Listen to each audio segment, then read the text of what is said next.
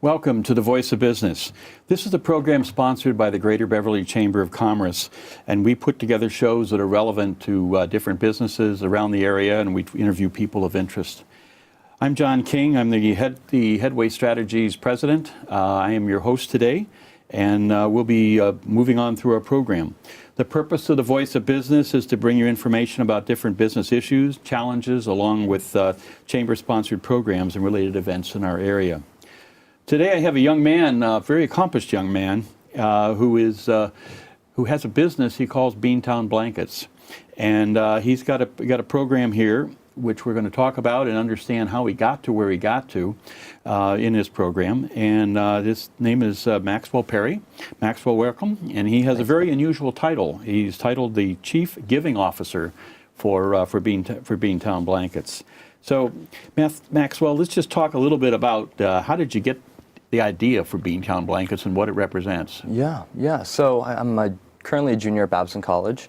And Babson encourages their incoming freshmen to start a business. So they have a program called Foundations of Management and Entrepreneurship, in which everybody in the freshman class breaks off into teams, about 2 to 3 students per class, and we launch a company. So my mom and I kind of sat down at the dinner table before I went to school, and we knew about this program, and I wanted to go to school with an idea that I was going to be able to take to the class and potentially go through the stages of feasibility and rocket pitches and hopefully launch the business through the school.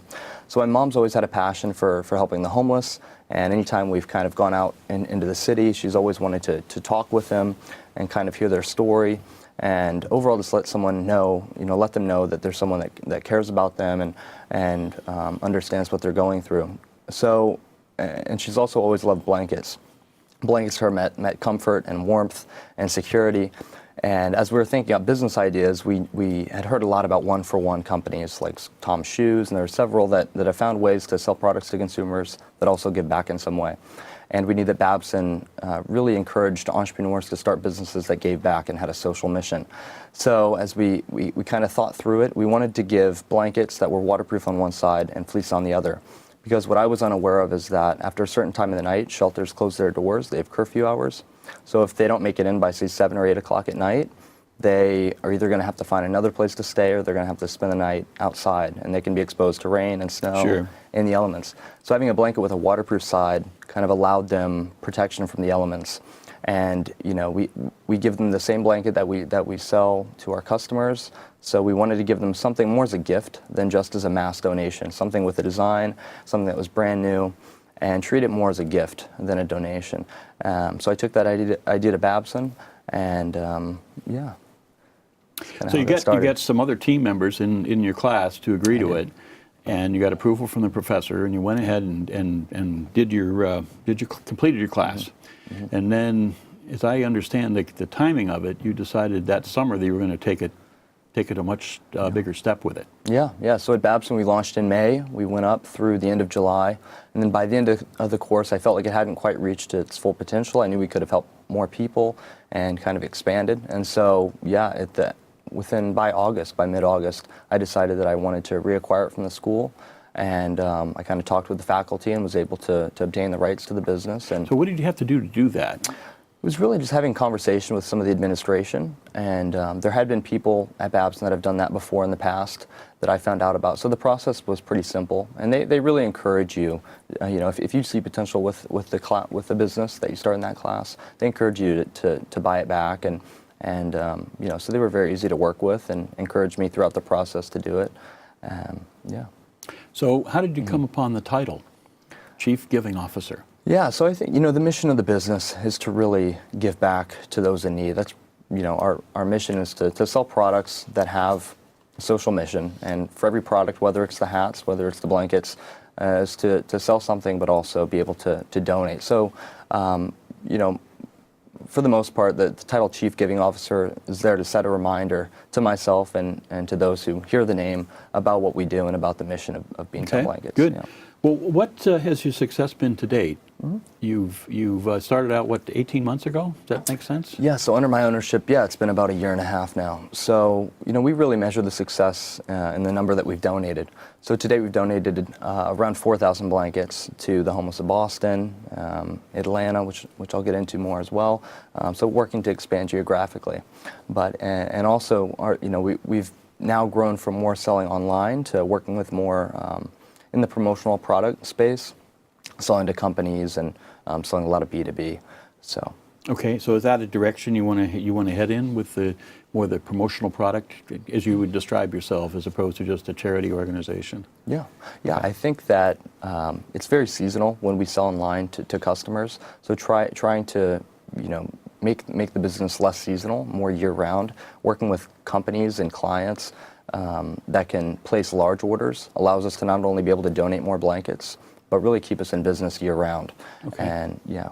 So tell me a little bit about when you first got started, because you were sharing with me before we got on the air here about how you and your mother were making blankets until the wee hours of the morning, or packaging blankets until the wee hours of the morning. So where did you first start doing this?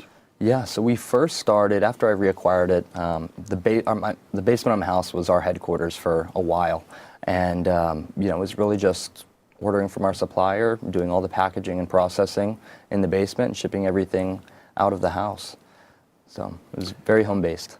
Okay. Yeah. And so what were some of the challenges you were faced with as you began to grow the business? Yeah. Initially capital was one of our primary concerns, and that was solved. My parents gave me a small loan to kind of place our initial order for about 100 blankets, and that kind of sustained itself since then. And we have been fortunate not to really have the need to seek other investment right now. Just-in-time capital, if you would. Exactly, yeah. Good. So when we get large orders, we kind of place an order for what we need, and that allows us to, have the funding to fulfill the order and not seek additional investment. So the other thing I think would be interesting for their listeners or viewers to know that most of this work's being done in Massachusetts. Yeah. So we're based right now in Middleton, Massachusetts, and we work with a lot of shelters in Boston. Pine Street Inn and Rosie's Place is where we really got started and started to donate, to more shelters along the North Shore, like in Lawrence and Lynn. But primarily a Boston-based business. But you've also got your supplier is in Fall River, as I understood? Yeah, our supplier's out of Fall River. We've been working with them since we started at Babson, and they've been great to work with. It's actually a family-run business out of Fall River, so it's been good to work with them. Yeah. Well, good. And I think one of the taglines that you have right now is buy one, give one, which is really encapsulates what you're trying to do with the business. Yeah. Pretty good with that respect. Thank you. Yeah. What types of products have you come up with? Now, we know about blankets. We hear that Beantown blankets. We gather the fact that they're from Boston, from Beantown, and that they're blankets. But what else do you manufacture and make available? Yeah. So the original product, like I mentioned, is that fleece blanket with a waterproof side. Good for the consumer as a picnic blanket, for sporting events, for pets to keep in the car. But now we're starting to reach out and see more indoor blankets. I think there's a larger market to offer more indoor blankets. So we started selling a fleece blanket over the holidays, a Sherpa throw, and also beanies. So we have some like a faux palm beanie that's more fashionable, and then we have more of a sporty beanie as well. But we're going to really, this year is our focus, putting focus on finding new products that we can offer, but still attaching that social mission to whatever products that we introduce. Okay. Yeah. So maybe for the viewers, if you could share with us how the blankets all go together and what they're like. Yeah. So this is the original Beantown blanket. So it's waterproof on one side, fleece on the other, as I mentioned, and we tie everything with this jute twine. And the blankets actually, once they're unrolled, they can be folded up into this carrying pouch. So this is the waterproof side, same blanket, and we have attached carrying straps. And for companies, we do embroidery right here. So yeah, it folds up like this, and this is how they're donated. Yes. So to give the viewers a sense, I always have to take things apart. So. Yeah. No, this is the thing, but you've got a fleece blanket on the inside, fleece lining on the inside. You've got your waterproof on the outside, so it'd be great for a picnic blanket, kind of blanket in the car. This is washable in the washing machine. Doesn't require dry cleaning or anything like that. Machine washable. Okay. Yeah. And guaranteed not to run. All those good things like that. But so I think this was a pretty neat idea. And how big are they? They're 50 inches by 60, so Okay. it's good picnic blanket size. We are offering other blankets that are much larger for indoor, but yeah, so 50 by 60s has worked well for two people to sit on, or for someone to use at night if they do have to spend the night outside. So it's been a good size for both. It's overall just a good product for the consumer, practicality-wise, and also for the homeless individual Yeah. with the Yeah. waterproof side. Yeah. So it may be exceeding my ability to fold this back up right on the screen here, but it does fold back up. You can roll it back up. Yep. And you've got two carrying handles on the side here you can work with. But I think all in all, I mean, it's a great idea, and I like the idea that people can do that. Yeah. You've had some pretty big customers, and I think it'd be interesting to share some of the names of the customers that you had. Yeah. And get a sense of all the volume, too. I mean, I think you had some interesting volume there as well. Yeah. So last year was a big year for us. I really made an effort to try to get these promotional product sales through our corporate clients.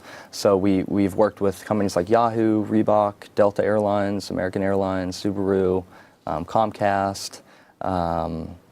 So a lot of companies, probably about 20 corporate clients. Delta ordered 450 for their employees in Atlanta, and we donated the other 450 to the Greater Food Bank in Atlanta down there.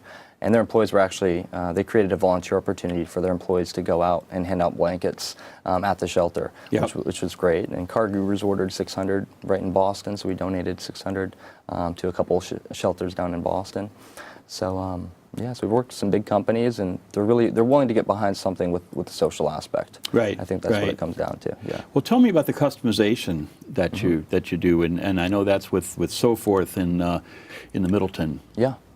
So we offer customization of the letter that's on the inside of the blanket. So every blanket that we hand to the client has a letter inside that explains what we do, explains the mission of Beantown blankets, and informs whoever's opening the blanket and lets them know that someone else in need has received one because of their support. So we offer customization of the letter. We offer customization, of course, of the embroidery that we embroider on there, and we're also working now.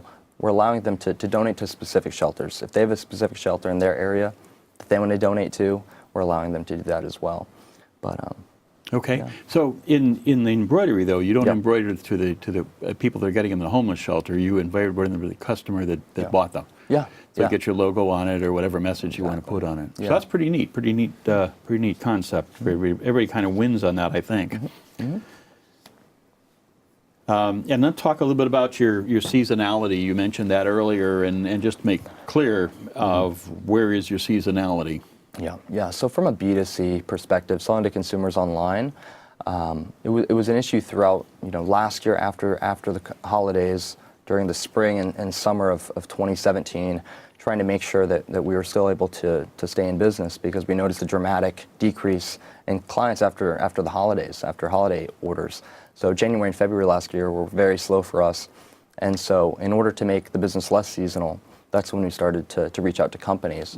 And we saw that there are very few promotional products out there that offer something that's useful, but also has a social mission. And a lot of companies now are focused on philanthropy and giving and finding ways to give back. So, I think that the way we've been able to acquire these clients is through offering something that is not only useful, but also has that social aspect, and they've been willing to support us in that way. Okay. So let's talk about the direct distribution. You mentioned this when we were talking beforehand about how you and some friends go down to some of the homeless shelters and distribute them directly. Yeah. How does that work? Yeah. So for the most part, most of the blankets are handed out through outreach programs at various shelters. And an outreach program is where about 2 to 3 people will go in a van throughout the day and night, and they'll bring toothpaste, blankets, food to people in need that weren't able to make it into the shelter. So that's how most of the blankets are handed out. But yeah, my friends and I have gone out a few times and been able to hand out blankets, and getting out there and meeting these individuals is really just, the first time I did it, definitely increased the passion and reminded me why we were doing it.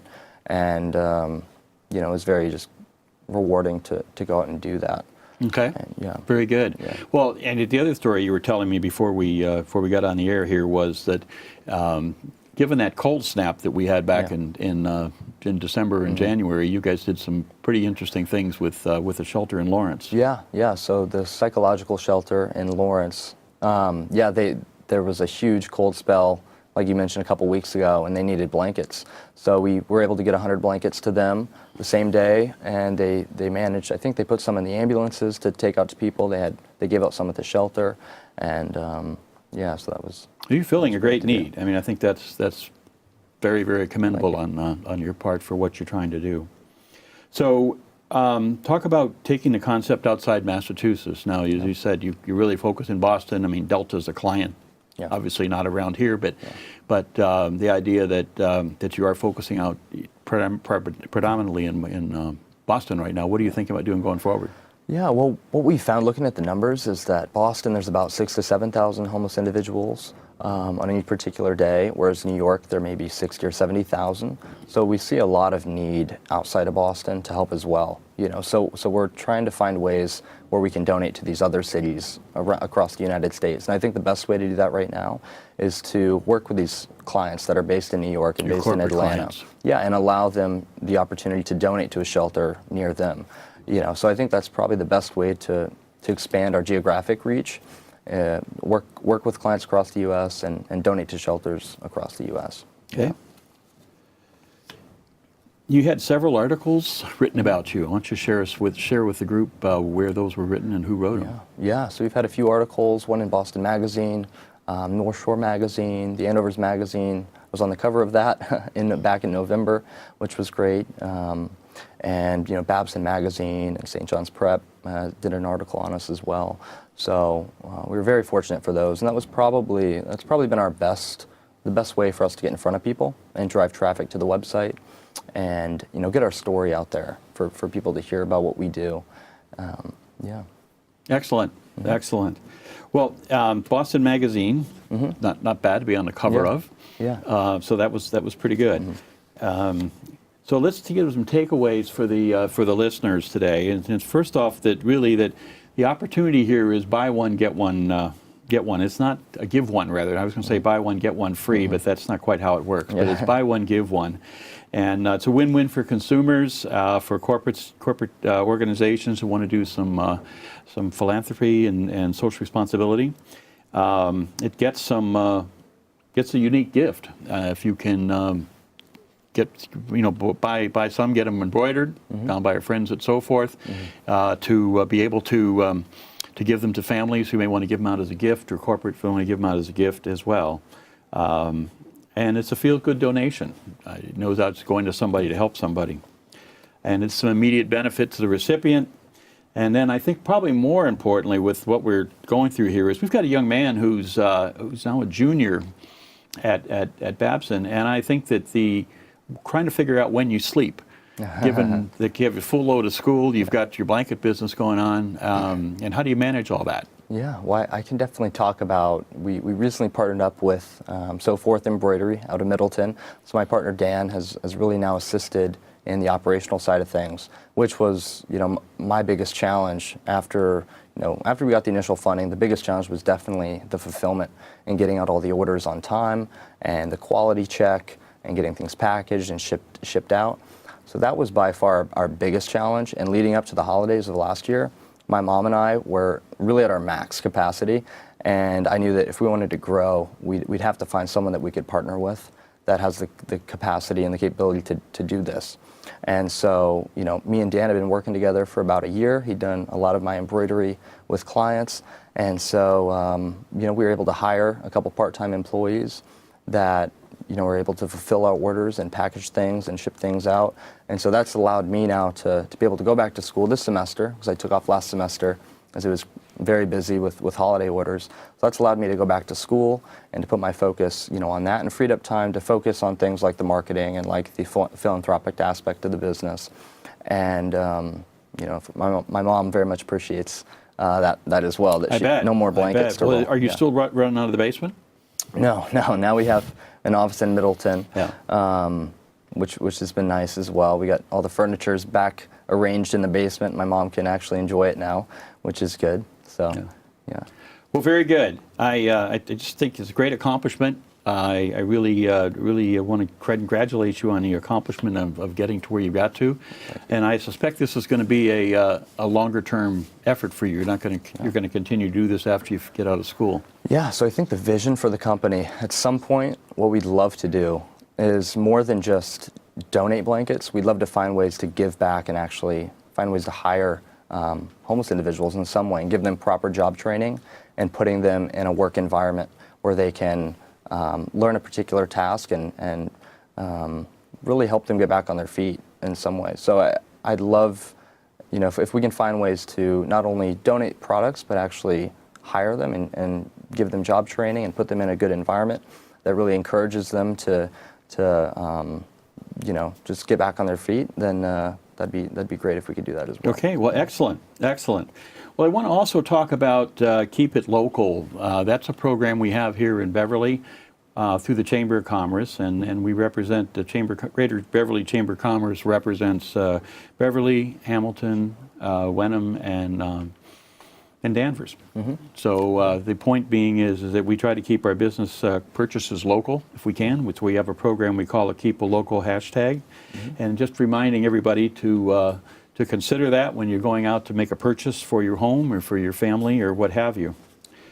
So in closing, there's a couple things I'd like to offer to you. We had sponsored by the Chamber back in January. We had an insurance health seminar that we held over at Ledgewood, and we're going to record that next week, so that'll be available for people that are thinking about concerns they have with health insurance and what that means to them in today's times. And then we have one other one here, which is an interesting story about a shipwreck off of Rye, New Hampshire, that had a number of sailors on it that were residents of Beverly. And so we'll look to try to bring you that in the next couple months or so. With that, I'd like to thank you all for listening and welcome again to the Voice of Business. On behalf of the Greater Beverly Chamber of Commerce, thank you very much for listening to the Voice of Business.